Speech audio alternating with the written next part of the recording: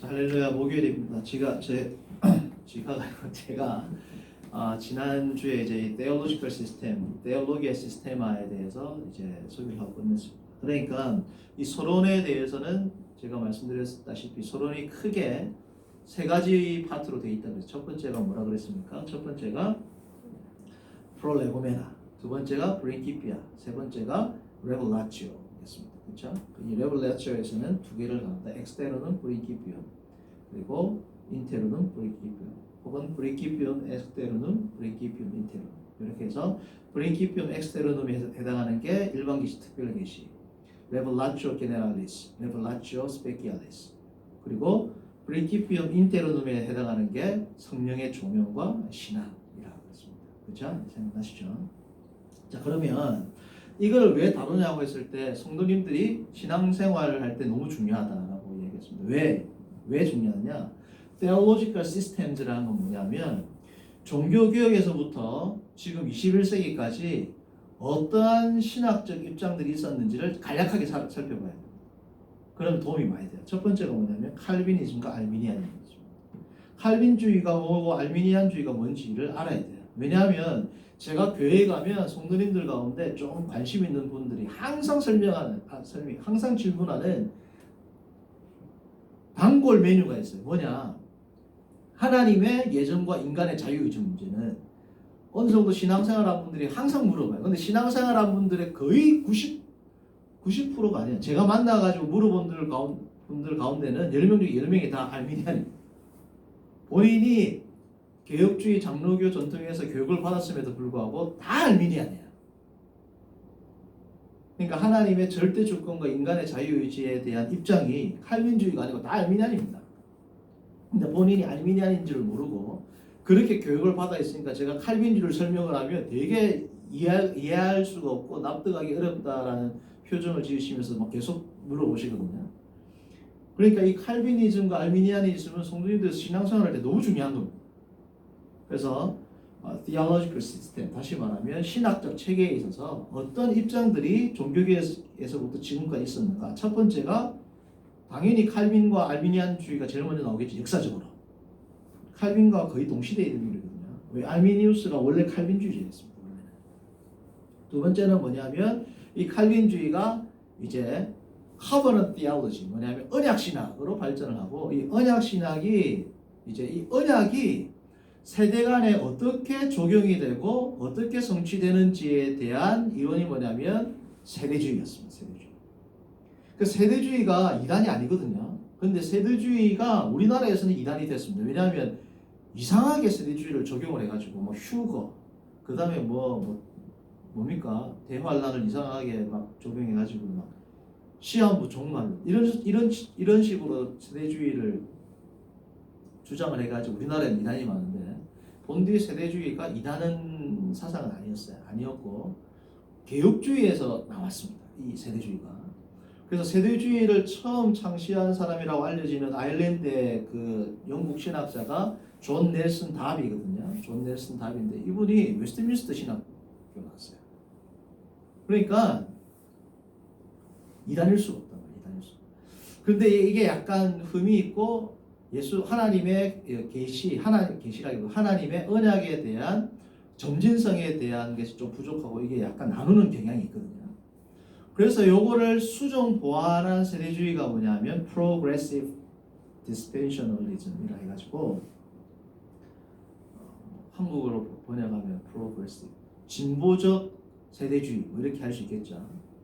진보적 세대주의자들이 이제 많습니다. 진보적 세대주의는 엄청 탁월한 신학자들이 많아요. 달라스 신학교가 대표적인데 우리가 잘 아는 Progressive Dispensationalism의 최고의 신학자가 누구냐면 잘 아는 F.F. 브루스입니다. F.F. 브루스. 영국의 F.F. 브루스 지금 돌아가셨는데 F.F. 브루스 생전에는 바울 신학하면 F.F. 브루스였어요. 거의 원탑입니다. 원탑 거의 뭐. F.F. 브루스. 지금 달라스 신학교에 뭐 전 세계 손꼽히는 엄청나게 탁월한 헬라 학자 다니엘 월러스, Progressive Dispensationalism에 들어가 있다. 그 다음에 누가복음과 사도행전에 탁월한 신학자 중에서 데럴바 뭐 이런 사람들. 그러니까 아주 탁월한 사람들 중에서 진보적 세대주의자들이 있습니다.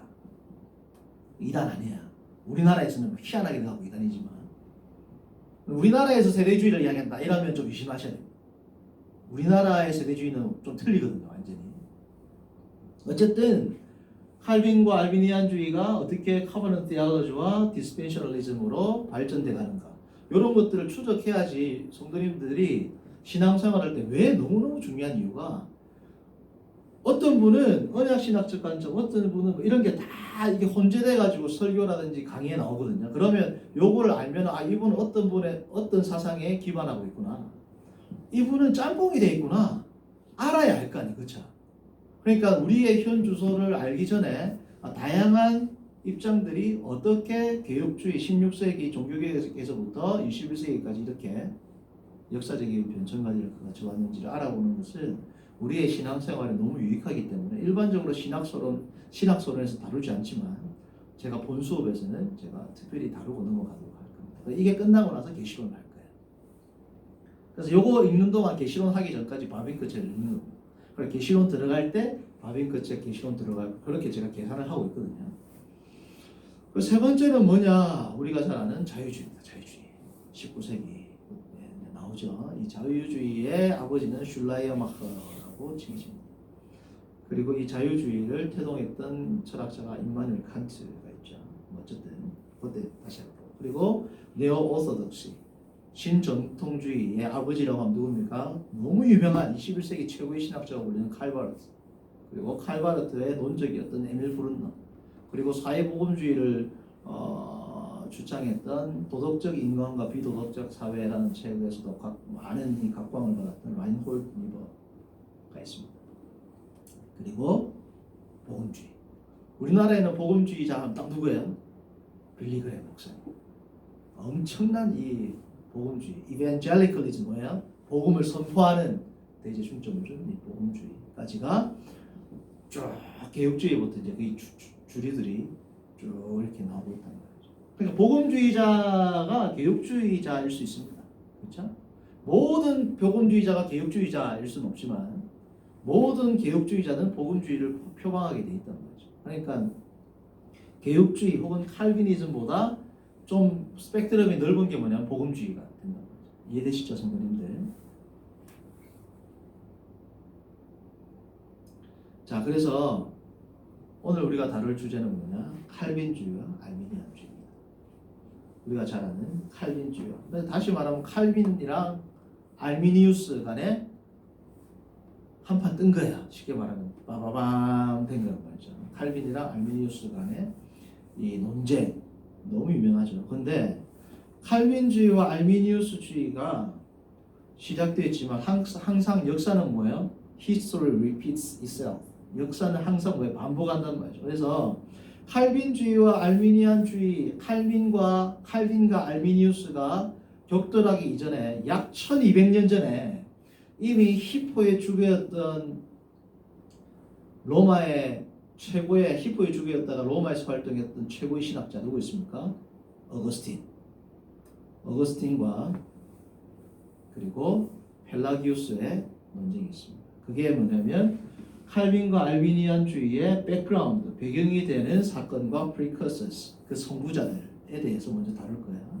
두 번째는 뭐냐면 이제 칼빈과 알비니안주의를 다룰 때 루터로부터 종교개혁이 시작됐고 이제 칼빈과 그리고 알미니우스 간의 논쟁 그리고 칼빈과 알미니우스 간의 논쟁 가운데서 도르트 총회에서 알미니우스를 이단으로 정죄하고 칼빈주의를 확립하고 칼빈주의 5대 교리를 확립을 하게 되는 도르트 총회까지 알아볼 겁니다. 그게 첫 번째 파트 뭐라고요? 칼빈주의와 알미니우스주의를 다루게 될 때의 수업 내용이 되겠습니다. 자, 그러면 칼빈주의와 알미니안주의의 백그라운드와 그리고 그 선구자들, 제가 좀 전에 말씀드렸던 바와 같이 누가 있었다고요? 펠라기우스와 아우구스투스가 있고, 아우구스투스는 로마의 초대 황제죠. 아우구스티누스. 그리고 펠라기우스와 아우구스티누스 간의 논쟁이 끝나고 이것을 신학적으로 정립한 게 카르타고 공의회입니다. 카르타고 공의회. 그리고 카르타고 공의회가 끝나고 얼마 지나지 않아 바로 뭐가 어떤 또 이단까지는 아닌데 어떤 또 사상이 나오냐면 세미 펠라기안, 반 펠라기우스주의. 여기서 반은 반대한다가 아니고 절반할 때 반입니다. 세미 펠라기안주의라는 게 세미 펠라기아니즘이라는 게 나오게 돼요. 성도님들 보면 이게 연대 앞에 CA는 무슨 뜻이냐면 약이라는 겁니다. 끼르까, 라틴어 끼르까예요. 끼르까는 뭐냐면 영어로 about입니다. 약. 그러니까 여러분 펠라기우스가 383년에 태어나서 410년에 죽었다. 지금 보통 출생연대와 사망연대를 쓰는데 펠라기우스는 그 연대가 아니고 383년에서 410년 얼마 못 살았잖아요. 30살도 안 되고 죽었잖아요. 근데 펠라기우스는 언제 태어났고 언제 죽었는지 모릅니다. 기록이. 이건 뭐냐면 로마에 와가지고 로마에서 쫓겨날 때까지 출생연도가 400년도 아니고 언제 태어났는지를 모르겠지만 어쨌든 로마에 383년에 선교사로 왔어요. 얼마나 처음에 경건했는지 모릅니다. 그리고 경건했죠. 물론 사상이 좀 그렇지만 어쨌든 383년에 로마에 왔다가 410년에 추방이 이단 사슬로 인해서. 자, 그러면 펠라기우스가 어떤 주장을 했느냐? 펠라기우스는 성도님들 아주 경건한 영국의 수도사였어요. 영국의 수도사인데 로마에 있는 성도들에게 복음을 전하기 위해서 여러분 그 먼 땅을 도보 해역을 건너가지고 배를 타고 온 거죠. 로마까지. 도보 해역을 건너 어쨌든 그 영국을 건너왔는데 펠라기우스가 말했던 주된 내용은 뭐였냐면, 자, 이제 집중해서 잘 들어봅니다. 하나님께서는 모든 성도들에게 달란트를 주셨다. 맞아요, 틀려요? 맞죠? 그리고 하나님은 모든 성도들에게, 모든 성도들이 이 사람, 모든 사람들에게 달란트를 주셨다. 그것도 맞죠? 모든 사람에게도 뭘 주셨다? 자유의지를 주셨다. 맞아요, 틀려요? 맞단 말이지. 자, 그런데 세 번째도 맞습니다. 모든 사람에게는 각자에게 달란트를 주셨고 모든 사람에게는 free will, 자유의지를 주셨고 이 모든 사람들에게 하나님은 자유의지를 사용해서 자기의 달란트를 사용해서 하나님께 영광을 돌리고 거룩한 삶을 살도록 하셨다. 이 말이 틀린 게 있어요? 없어요? 없단 말이에요. 없어요. 자, 그런데 뭐에서 문제가 있느냐? Nature versus grace. 이거는 뭐 저기 헤르만 바빙크의 책에 나오면 너무 많이 나와요. 이 내용. 이거는 뭐 펠라기우스뿐만 아니라 뭐 이신론자들에게도 나오고 병신론자에게도 나오고 엄청 많이 나옵니다. 자, 그런데 다 여기에서 다 걸리거든요. 그런데 어떻게 걸리느냐? 하나님의 뭐예요? 은혜와 그레이스와 인간의 네이처, 본성이에요. 이 본성에는 뭐가 있습니까? 자유의지가 있고 그리고 인간이 타락했는지 안 했는지 인간의 본성의 선악에 대한 부분이 있겠죠. 자, 그런데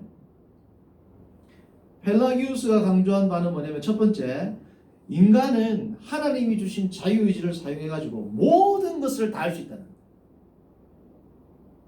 여기서 말하는 인간은 예수님을 믿지 않는 인간까지 포함합니다. 그러니까 모든 사람들은 하나님이 주신 자유의지를 통해서 모든 선을 다 할 수 있다 라고 주장을 합니다. 이거하고 비슷한 게 조엘 오스틴은 뭐 모든 사람 할 때 불신자까지는 이야기하지 않지만 긍정의 삼본은 뭐야? 모든 걸 다 할 수 있는 걸로 이야기해요. 그러니까 그래서 조엘 오스틴이 지금 미국에서는 이단인이 많이 그 경건한 보수주의 신학자들이나 목회자들은 이단으로 규정했습니다. 그래서. 자, 그런데 뭐 이단까지는 아닌데 목사가 아니다 뭐 이렇게까지 이야기를 합니다. 자, 그런데 이 하나님이 주신 능력으로 모든 인간은, 그러니까 예수님을 믿든 안 믿든 모든 보편 인류는 하나님이 주신 자유의지를 가지고 모든 선한 삶을 다 살 수 있다라고 주장을 해요. 자, 그 근거가 뭐냐, 성도님들, 이런 겁니다. 하나님께서 예를 들면 너희는 내가 거룩한 것처럼 거룩해라. 그건 뭐야? 완벽하게 거룩하라는 거죠. 내가 거룩한 것처럼 너희도 거룩하라는 건 뭐야? 조금도 흠이 없이 거룩하고 선한 삶을 살아라는 거잖아요. 자, 그러면 하나님께서 절대적으로 선하시고 거룩하신 분이 인간이 할 수 없는 걸 명령하는 분이 과연 선할까? 이렇게 물어봅니다. 이해되시죠? 인간이 할 수 없는 것을 요청하는 하나님은 결코 공의로운 하나님일 수 없다.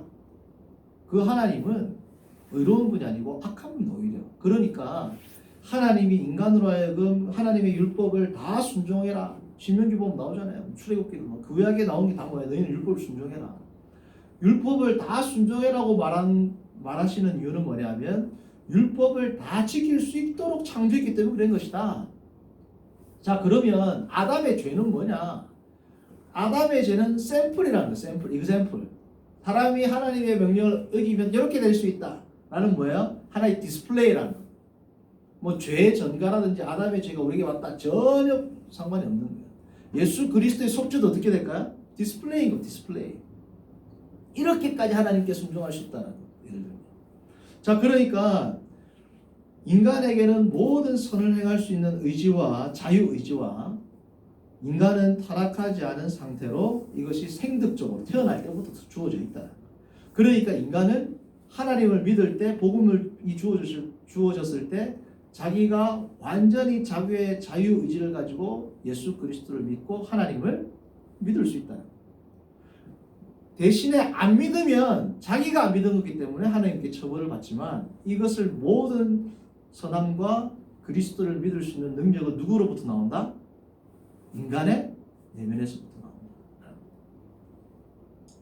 그러니까 펠라기우스의 의견도 합리적으로 상식적으로 납득이 돼야 안 돼요. 납득이 너무 잘 되잖아요. 그래서 제가 만약에 펠라기우스를 지지하는 사람이다. 만약입니다. 저는 지지하지. 만약에 제가 펠라기우스주의자다. 그러면 이렇게 예를 들 거예요. 어떻게 예를 들면 아버지가 있어. 아버지가. 그리고 애가 있는데 애가 이제 한 5살쯤 돼. 5살. 5살, 6살짜리한테 철수야, 저기 천장에 있는 빵이 있는데 빵하고 딸기잼 좀 아빠한테 가져다 줘. 그러면 철수가 어떻게 할까? 엄청 황당하게 쳐다볼 거야. 왜? 철수가 그 천장, 저기 천장 제일 위에 있는 거기까지 손이 닿아야 한다. 손이 안 닿는단 말이죠. 그럼 이건 누구 문제야? 아버지가 잘못한 거야. 꺼낼 수 없는 빵하고 잼을 갖다 달라고 하는 건 누구 문제야? 아버지가 악한 겁니다. 아이가 악한 게 아니에요. 그러니까 마치 행할 수 없는 율법을 시키는 하나님은 할 수 없는 심부름을 시키는 아버지와 같다가 누구 입장이라고요? 펠라기우스 입장. 자, 그러면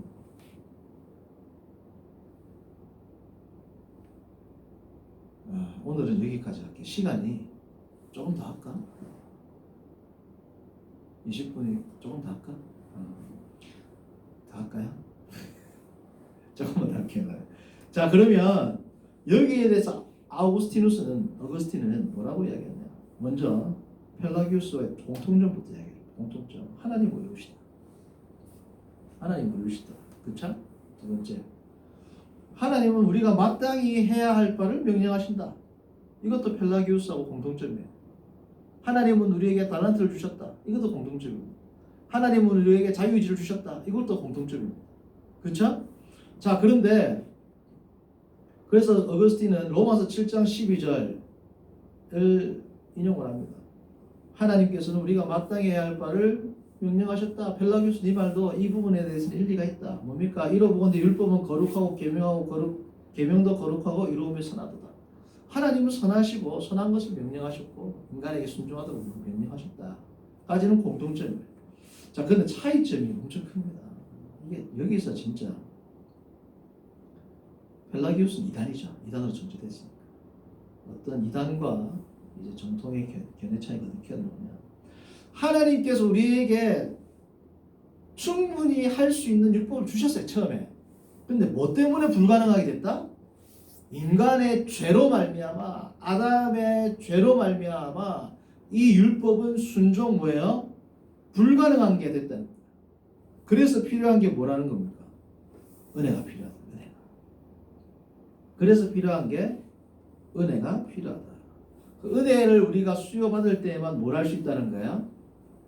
은혜를 수요받을 때에만 우리가 순종할 수 있다. 자, 그래서 여기까지 정리하고 마칩니다. 자, 그래서 이 아우구스티누스는 어떤 예를 들면 적절한 똑같아요. 이제 아버지가 아들한테 심부름을 시킵니다. 근데 이 아들은 몇 살이냐면 20살이에요. 20살. 20살짜리 아들한테 아버지가 똑같은 심부름을 시켜요. 아들아, 찬장에 있는 빵하고 버터를 좀 가져와라. 근데 아들이 뭐라고 하는 거야? 싫어요 하는 거야. 자, 아들은 그것을 가져올 수 있는 육체적, 물리적인 능력은 있어요, 없어요?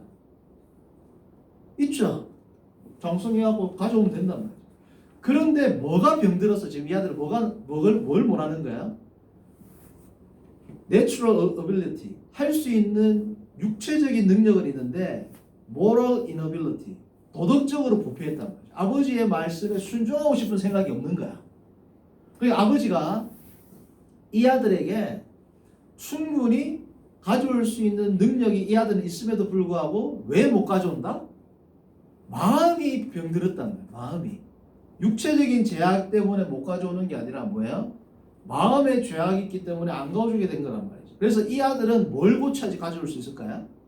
육체를 고칠 필요가 없어요. 뭘 고쳐야 돼? 마음을 고쳐야 아버지의 심부름을 어떻게 할까요? 순종할 수 있습니다. 이건 나중에 성도님 18세기에 이르러서 누굽니까? 저기 조나단 에드워즈와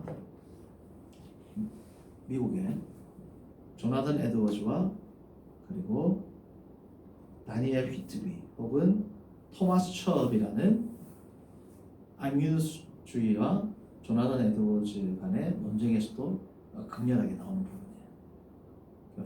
그 조나단 에드워즈 목사님이 쓴 자유의지론이라는 게 있거든요. 거기에 엄청나게 탁월한 역작입니다. 거기에도 나오는데 어쨌든 여기 역사적으로 어거스틴과 펠라기우스, 칼빈과 알미니우스 다 정리되는데 미국에 또 터진다. 그죠? 오늘날에도 이렇게 생각하는 분들이 있습니다. 오늘날에.